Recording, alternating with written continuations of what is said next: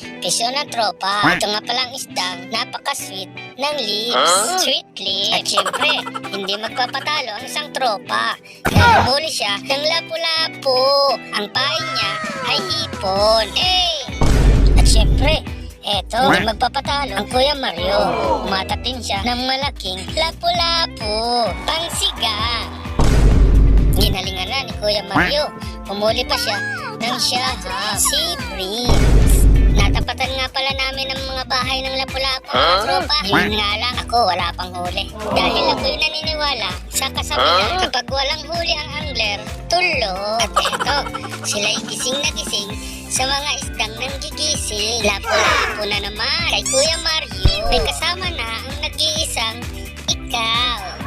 Inumaga na nga pala kami mga lodi. Mukhang isa lang ang maswerte. Dito mo naman tuloy-tuloy. Magpanguhuli ng isda ni Kuya Mario. Sa wakas, nakahuli na rin ang tropa ng isdang lagi nakadapa. Bumalik na nga pala ang aeroplano galing Pilipinas. Kaya hanggang ngayon, hindi pa maingat-angat ni Kuya Mario ang isda. Hindi namin alam kung anong klaseng isda ito. Basta ang alam namin, ang pain nito ay isda din. Sumuko na lang si Kuya Mario, pinutol na lang at hindi namin may angat. Kaya umuwi na lang kami. Thanks for watching. Hanggang sa muli.